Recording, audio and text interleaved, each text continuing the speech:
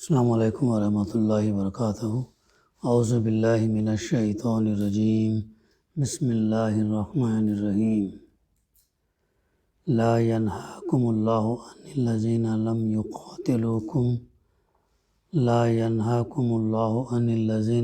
یقاتلوکم فی الدین ولم یخرجکم من دیارکم ان تبروہم وتقسطوا الیہم ان اللہ یحب المقسطین۔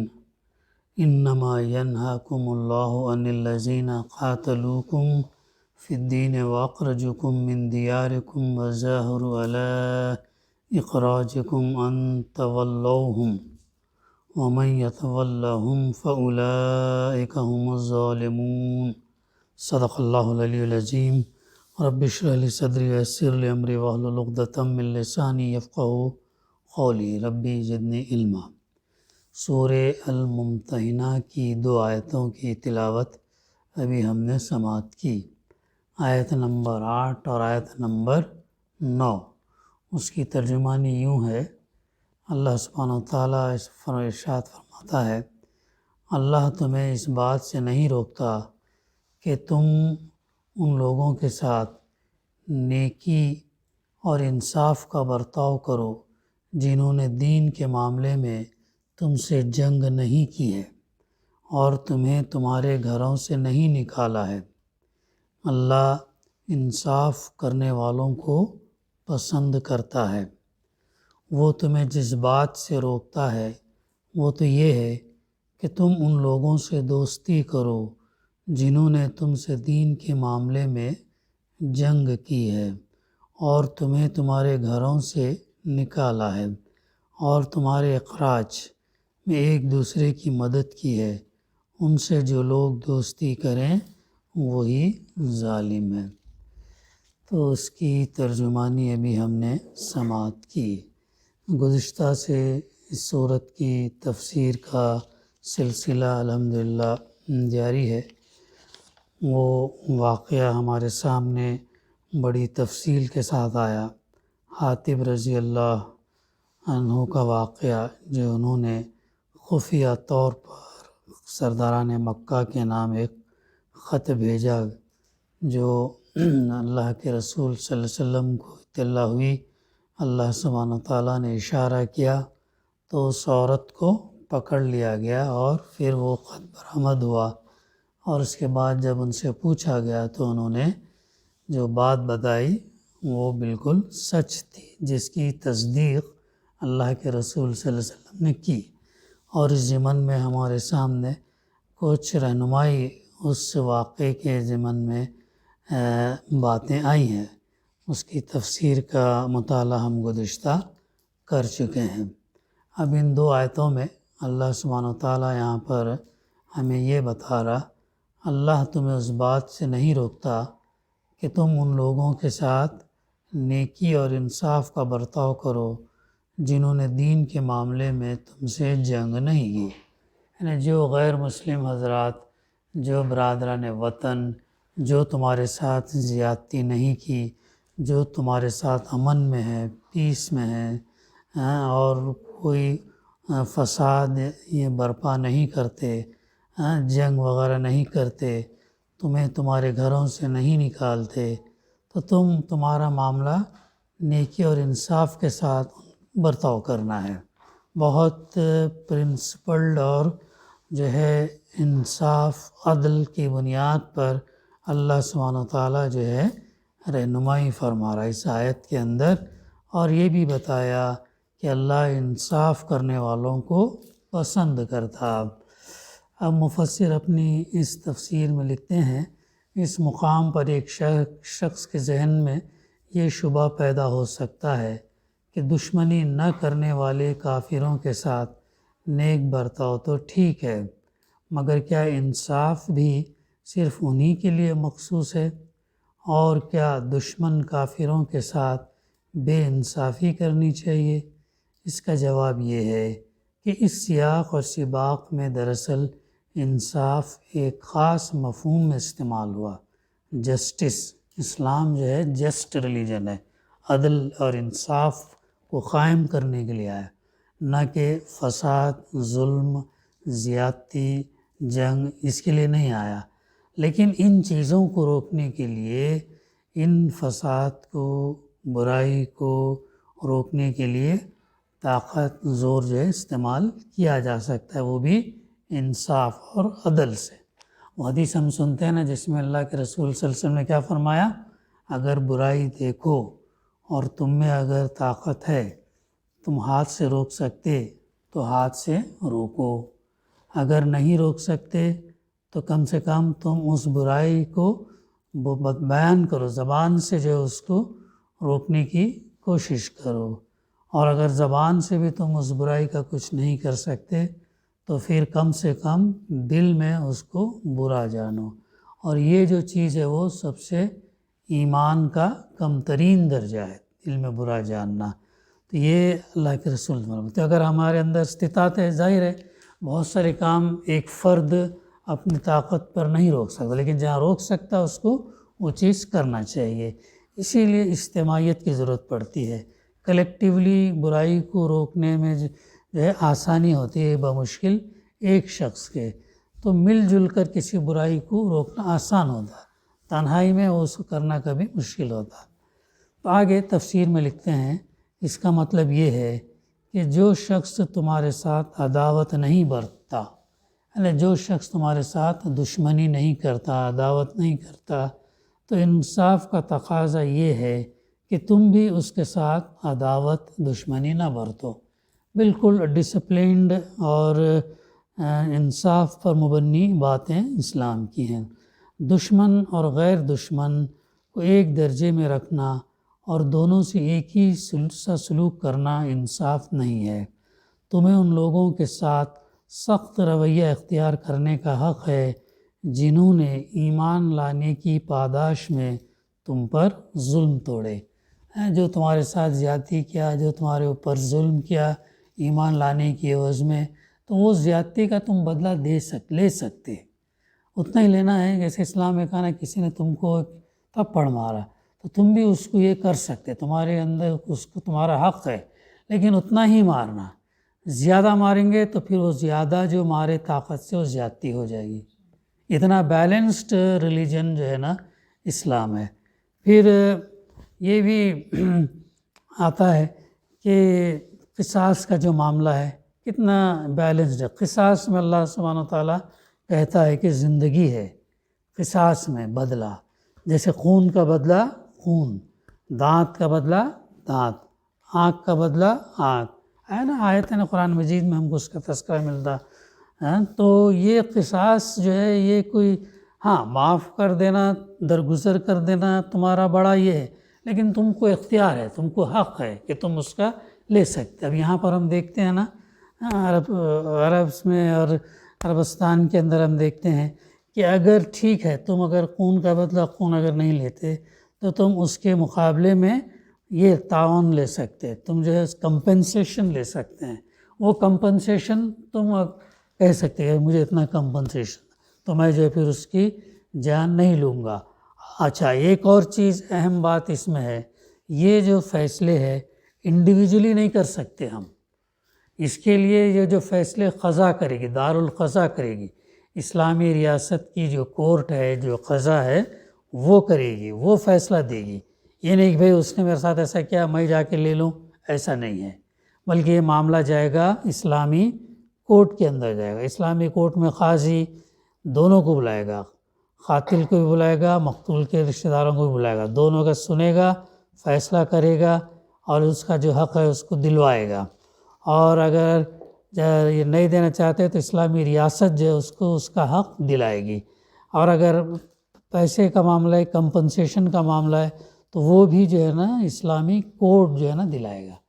یہ یاد رکھنا چاہیے۔ انفرادی طور پر جو ہے ہم کسی کا ایسا قصاص نہیں لے سکتے، انفرادی طور پر ہم جہاد کے لیے نہیں نکل سکتے، انفرادی طور پر بہت سارے کام نہیں، یہ تمام چیزیں کلیکٹیولی اجتماعی یہ ہیں۔ اور اسلامی ریاست اسلامی یہ جب ہے اس کا ایسا سعودی میں ہے نا قانون، چور کی سزا جو ہے نا ہاتھ کاٹنے کا جیسا، زانی کی سزا کوڑے مارنا، سنسار کرنا، اگر شادی شدہ اگر ایسا ہی رہے تو یہ سب چیزیں اسلام نے جو ہے دی ہے۔ اب اس کا امپلیمنٹیشن، اس کا نفاذ کرنے کی ذمہ داری کس پر آتی ہے؟ مسلم امت کے اوپر آتی ہے۔ اس چیز کو خلافت کے اندر کیا ہوتا تھا؟ یہ چیزیں قائم تھی، خلافت جب ختم ہوئی تو پھر وہ چیزیں یہ ہو کے ختم ہو گئے، بس ملک جو ہے اپنا اپنا یہ چلا رہی ہیں جیسا۔ اب یہ تمام قوانین قرآن مجید اور اللہ کے رسول صلی اللہ علیہ وسلم کی تعلیمات ہم کو رہنمائی کرتے ہیں، بتاتے ہیں ایسا کرو۔ یہ انسانیت کے لیے بہتر قوانین ہے، دیکھنے میں لگتا ہارش کبھی، لیکن ہے انسانیت کے بہتری کے لیے۔ اسلام جو آیا، اسلام انسان کی فطرت پر ہے اور انسان کی بہتری کے لیے ہے۔ اسلام زیادتی نہیں چاہتا، تم پر مشکل، تنگی، تکلیف میں ڈالا نہیں چاہتا۔ اسلام دین آسان ہے، اور یہ دین آسان ہے کہ اللہ کے رسول صلی اللہ علیہ وسلم فرمایا، اس لیے اس پر جتنا ہم عمل پیرا ہوں گے اتنا ہمارے لیے آسانی ہوگی، مشکل نہیں ہوگی بلکہ آسانی پیدا کرے گا۔ اب ہم کو اٹھنے کا وقت بتا دیا، فجر کا جیسا بتا دیا، سونے کا بتا دیا، بھائی عشاء کے بعد ہی تھوڑا یہ اگر سخت دینی یہ کرو، نہیں تو ورنہ سو جاؤ۔ پھر بیچ میں جو نمازوں کا جو بریک ہے، سب چیزیں بتا دی گئی۔ اب ہم آؤٹ آف دا وے جا کے اپنی فطرت سے ہٹ کے اگر ہم کام کریں گے تو ظاہر ہے مشکل ہم پر آئے گی۔ ہم اس چیز کو فالو کریں گے تو کوئی چیز مشکل نہیں، تو پھر انسان سیلف کنٹینٹ رہتا ہے، پھر اللہ کا شکر ادا کرتا۔ اللہ جب آسائش جب ہم کو دیتا تو پھر انسان اللہ کا شکر ادا کرتا، اور اللہ تعالیٰ جب مصیبت، بیماری، پریشانی میں ڈالتا تو اللہ پھر انسان صبر کرتا۔ تو اللہ کے رسول صلی اللہ علیہ وسلم نے کیا فرمایا؟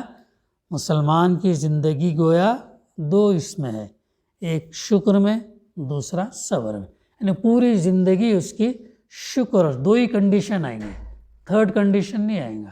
تو ہر شخص اپنا انفرادی طور پر اپنے آپ کو جانچ سکتے ہیں، جب یہ دیا تو اس کا شکر ادا کرو، جب نہیں یہ ہوا مشکل میں تو صبر کرو۔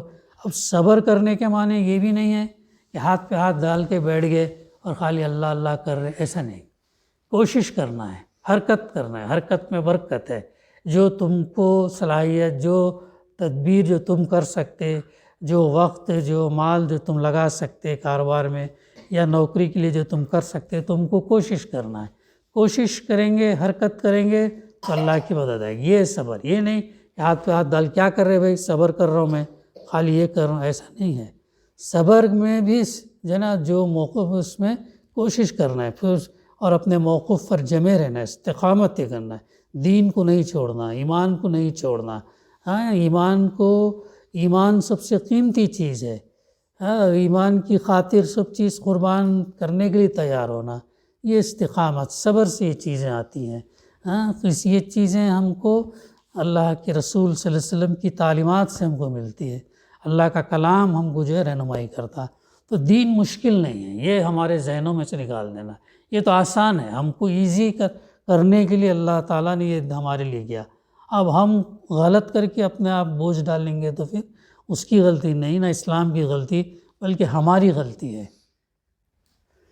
تو آگے تو یہ بتایا جا رہا، تمہیں ان لوگوں کے ساتھ سخت رویہ اختیار کرنے کا حق ہے جنہوں نے ایمان کی پاداش میں تم پر، اب جنہوں نے ہمارے اوپر ظلم کیا، جو ایمان ہونے کی وجہ سے فساد کرے، ہم پر مسلمانوں پر فساد کرے یا ان کے ساتھ زیادتی کی، ان کو ان کے گھروں سے نکالے، ان کے مال کو جلایا، دکانوں کو نقصان پہنچایا، وہ تمہارا حق ہے، تم ان کے ساتھ ریٹیلیٹ کر سکتے۔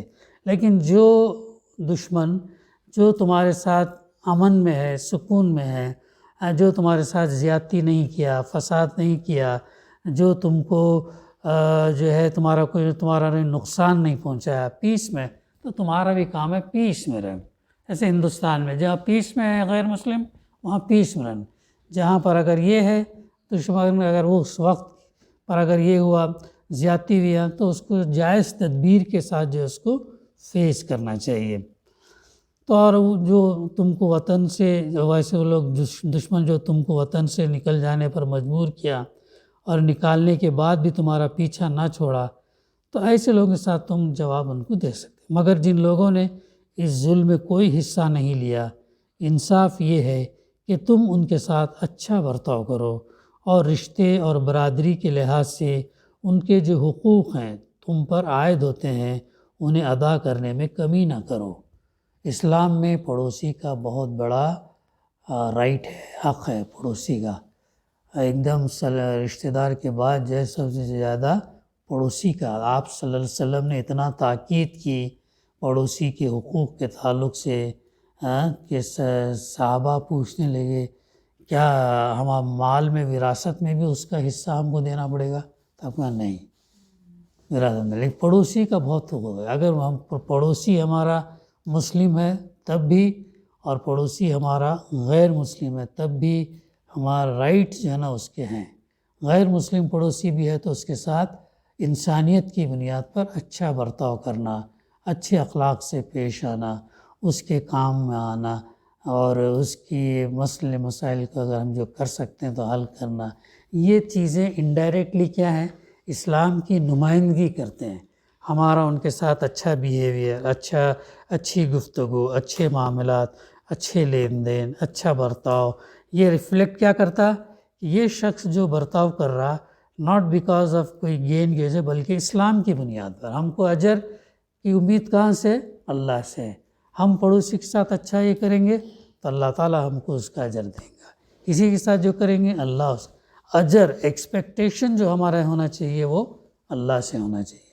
تو پڑوسی کے بھی جو ہے نا بہت، اگر پڑوسی اچھا ہے تو پڑوسی تو یہ صحابہ جو ہے بہت اس کے اوپر زور دے دیتے ہیں، یہاں تک پوچھ بیٹھے کیا پراپرٹی میں بھی ان کا حق ہے؟ آپ نے فرمایا نہیں۔ تو جو حقوق ہیں، جن کے رائٹس ہیں، رائٹس میں سب سے پہلے ماں باپ آتے ہیں، پھر اس کے بعد جو ہے بھائی بہن، بیوی بچے، رشتہ دار سب آتے ہیں، اس کے بعد پھر سماج کے اندر جو مسکین ہے، بیوہ ہیں، ضرورت مند ہے، ان تمام کا رائٹس ہے، ہر ایک کے حق ہے۔ جانور کا بھی یہ جو ہے نا حق ہے۔ اللہ نے ہم کو جو دیا تو جتنا ہو سکے اپنے سے حقوق ان کی ادا کرنا چاہیے۔ یہ چیز آگے اللہ تعالیٰ فرماتا ہے انما ینہاکم اللہ عن الذین قاتلوکم فی الدین واخرجکم من دیارکم وظاہروا علی اخراجکم ان تولوہم ومن یتولہم فاولئک هم الظالمون۔ وہ تمہیں جس بات سے روکتا ہے، کون روکتا ہے؟ اللہ تعالیٰ۔ وہ تمہیں جس بات سے روکتا ہے وہ تو یہ ہے کہ تم ان لوگوں سے دوستی کرو جنہوں نے تم سے دین کے معاملے میں جنگ کی ہے، اس پر روکتا ہے۔ جنہوں نے تمہارے ساتھ جنگ کیا ہے ان سے تم دوستی مت کرو، یہ ہے۔ اور تمہیں تمہارے گھروں سے نکالا ہے، وہ لوگ تم کو گھروں سے نکال رہے ہیں، اور تمہارے اخراج میں ایک دوسرے کی مدد کی ہے، اور تمہارے نکالنے میں ایک دوسرے کی مدد کی ہے، ایسے لوگ بھی ہوتے ہیں۔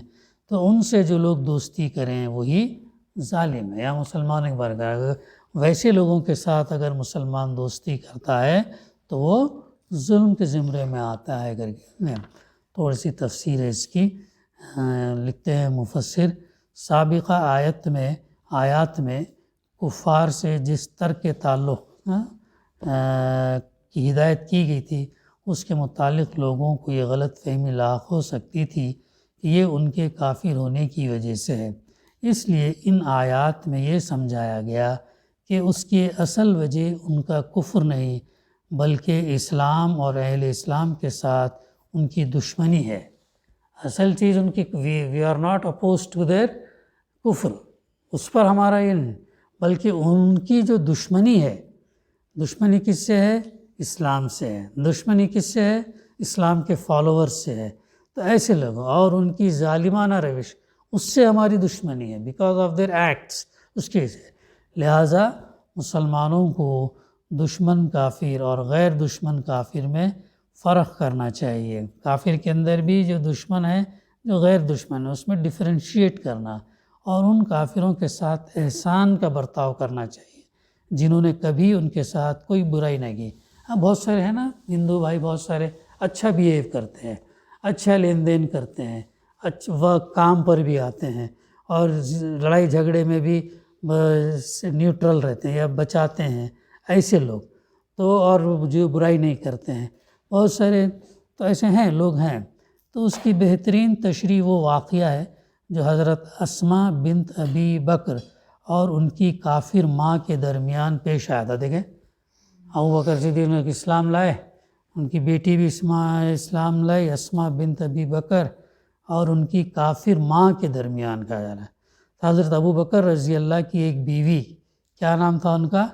قتیلہ بنت عبد العزیٰ.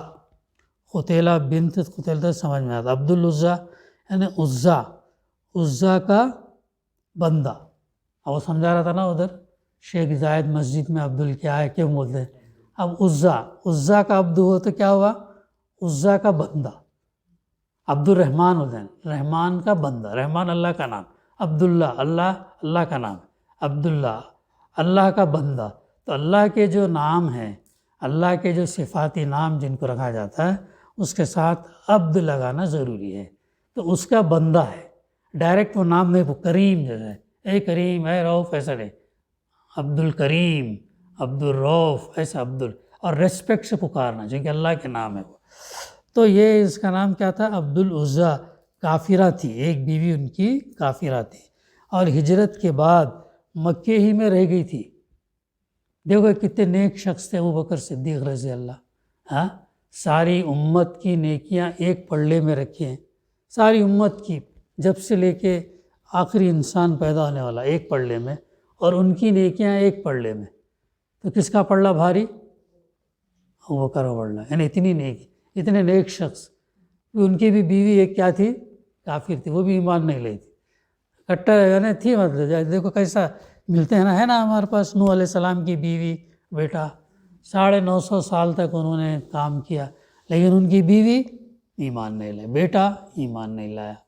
ایسا. اور ایک ان کا لوط علیہ السلام کا بھی آتا نا ایسا، ان کی بھی بیوی اور ان کا بھی ہے. تو ان کی اس میں سے ایک بیوی جو ہے کیا تھی؟ کافرہ تھی. اور ہجرت کے بعد مکے میں وہ گئی نہیں، ہجرت نہیں کی، ان کے ساتھ نہیں گئی. یعنی کتنی کٹر تھی انہیں بھی، تو گئی نہیں، مدینہ نہیں گئی بلکہ مکے میں رہ گئی. تو حضرت اسماء انہی کی بطن سے پیدا. اب یہ بچی دیکھو اس کے بطن سے پیدا ہوئی، لیکن یہ ایمان لے کر آئی، ماں ایمان نہیں لے کر آئی. تو صلح حدیبیہ کے بعد صلح حدیبیہ کب ہوا؟ مدینہ جا کے 7ویں سال میں صلح حدیبیہ ہوا. یعنی جب تک بھی وہ ایمان نہیں لے، کہ بعد جب مدینہ اور مکے کے درمیان آمد و رفت کا راستہ کھل گیا تو وہ بیٹی سے ملنے کے لیے مدینہ آئی. کافرہ ماں کس سے ملنے آئی؟ اپنی مسلمان بیٹی سے ملنے مدینہ آئی، اور کچھ تحفے طائف بھی لائی، وہ لے کر آئی. تو حضرت اسماء رضی اللہ کی اپنی روایت یہ ہے کہ میں نے جا کر رسول اللہ صلی اللہ علیہ وسلم سے پوچھا اپنی ماں سے مل لوں. یہ لوگ بھی کتنے کٹر ایمان والے تھے. یعنی ماں کا خونی رشتے کو اہمیت نہیں، ایمان والے رشتے کو اہمیت ہے. ماں سے اس لیے تعلق زیادہ نہیں کہ جو ہے وہ کافرہ ہے، اور یہ ادھر جو چھوڑ کر والد کے پاس آ گئی. اللہ کے رسول صلی اللہ علیہ وسلم ویسے مشورہ یہ کیسے لوگ تھے، کیسا ان کا ایمان تھا. دیکھو تو اللہ کے رسول صلی اللہ علیہ وسلم سے پوچھا اپنی ماں سے مل لو. ملنے کا بھی اس نے پوچھا، ملنا بھی. تو اور کیا میں ان سے صلہ رحمی بھی کر سکتی ہوں؟ صلہ رحمی یعنی رشتوں کو جوڑنے کا معاملہ. قطع رحمی رشتوں کو توڑنا، صلہ رحمی رشتوں کو جوڑنا. اس کی بڑی اہمیت ہے، اس کی بڑی فضیلت ہے صلہ رحمی. اللہ کے رسول نے کیا فرمایا صلی اللہ علیہ وسلم؟ میں رشتوں کو جوڑنے کے لیے آیا ہوں، رشتوں کو کاٹنے کے لیے نہیں آیا، رشتوں کو جوڑنا. تو صلہ رحمی کی بہت اہمیت ہے. درگزر کرنا، معاف کرنا، کسی انا کی بنیاد پر یہ اڑے نہیں رہنا، دل بڑا کرنا، تمام چیزیں اس کے اندر آتے ہیں. تو ان سے صلہ رحمی بھی کر سکتی ہوں؟ سوال کیا. تو اللہ کے رسول صلی اللہ علیہ وسلم نے جواب دیا اس سے صلہ رحمی کرو. آپ صلی اللہ علیہ وسلم نے فرمایا اس سے صلہ رحمی کرو. حضرت اسماء کے صاحبزادے عبداللہ بن زبیر اس واقعے کی مزید تفصیل، حضرت اسماء یعنی ان کے بیٹے بھی تھے، انہوں نے، ان کا نام کیا تھا؟ عبداللہ بن زبیر. اس واقعے کی مزید تفصیل یہ بیان کرتے ہیں کہ پہلے حضرت اسماء نے ماں سے ملنے سے انکار کر دیا تھا، حالانکہ ماں ہے، کتنا بڑا درجہ ہے، کتنا یہ ماں کے پیر تلے جنت ہے، وہ ہے، سب ہے، لیکن کافرہ ہونے کی وجہ سے یہ ملنے سے انکار کر دیے تھے۔ بعد میں جب اللہ اور اس کے رسول صلی اللہ علیہ وسلم کی اجازت مل گئی تب وہ ان سے ملنے گئی۔ اتنا یہ لوگ پرٹیکولر تھے دین کے معاملے میں، اللہ کے رسول صلی اللہ علیہ وسلم کی تعلیمات کے معاملے میں، اللہ کے رسول صلی اللہ علیہ وسلم کی حدیث کے معاملے، جو سنتے اس پر عمل پیرا ہوتے۔ ایک کان سے سنیں دوسرے کان سے نکال نہیں دیتے تھے، ایک کان سے سن کر ادھر دل میں لا کے بات کو رکھتے تھے اور عمل میں لانا۔ یہ اللہ تعالی ہم کو بھی جو اس کی توفیق دے، جو ہم سنتے ہیں پڑھتے ہیں اس پر ہم عمل کریں۔ تو بعد میں جب اللہ اور اس کے رسول کی اجازت مل گئی تب وہ ان سے ملی۔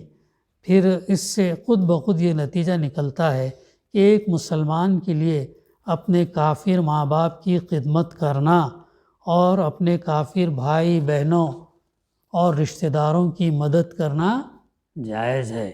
اگر وہ کافر ہیں، اگر یہ ہیں تو جو ہے ان کی ہے نا، بہت سارے لوگ جو اسلام کے دائرے میں آتے لیکن ان کے ماں باپ کفر پر ہی رہتے، یہ بھائی بہن بھی کفر پر رہتے، اس کے باوجود بھی ان کے ساتھ اچھا صلہ رحمی کرنا اور ان کو مدد بھی کرنا، ان کی ضرورتیں پوری کرنا، ان کی یہ جو ہے کرنا پوری کرنا، مدد کرنا جائز ہے جبکہ وہ دشمن اسلام نہ ہو۔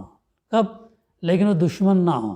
اگر دشمن ہے تو پھر ماں کی، پھر باپ کی، پھر بھائی بہن کی بھی مدد نہیں کر سکتی۔ اور اسی طرح ذمی مساکین یعنی اسلامی ریاست کے اندر جو غیر مسلم ہوتے تھے وہ ان کو ایک ٹیکس دینا پڑتا تھا، تو ذمی کہلاتے تھے وہ۔ تو ٹیکس کس لیے تھا؟ تاکہ ان کی دفاع کر سکے، ان کو ڈیفینڈ کرے، وہ ڈیفینڈ کرنے کی ایوز میں تھا۔ ان کے اوپر کچھ اس کا نہیں تھا، فائدہ نفع کمانے کے لیے، آمدنی اسٹیٹ کی بڑھانے کے لیے نہیں تھا، بلکہ اسٹیٹ ان کی ڈیفینڈ کرنے کا جو ہے وہ ٹیکس لیا کرتی تھی۔ اور اسی طرح ذمی مساکین، مسکین، تو غیر مسلم میں بھی مسکین ہوتے ہیں، ان کو بھی یعنی ہیلپ کر سکتے ہیں، پر صدقات بھی صرف کیے جا سکتے ہیں، ان کو بھی صدقات دے سکتے ہیں۔ تو یہ جو اس آیت کے ضمن میں یہ تفسیر مفسر نے لکھی ہے۔ تو آیت کیا تھی؟ وہ تمہیں جس بات سے روکتا ہے، یعنی اللہ تعالیٰ تمہیں جس بات سے روکتا ہے وہ تو یہ ہے کہ تم ان لوگوں سے دوستی کرو جنہوں نے تم سے دین کے معاملے میں جنگ کی ہے، اور تمہیں دوستی کرو جنہوں نے وہ تمہیں جس بات سے روکتا ہے، تو جنگ کی ہے اور تمہیں تمہارے گھروں سے نکالا ہے اور تمہارے اخراج میں ایک دوسرے کی مدد کی ہے، ان سے جو لوگ دوستی کریں وہی ظالم ہے کر کے اللہ تعالیٰ فرماتا ہے۔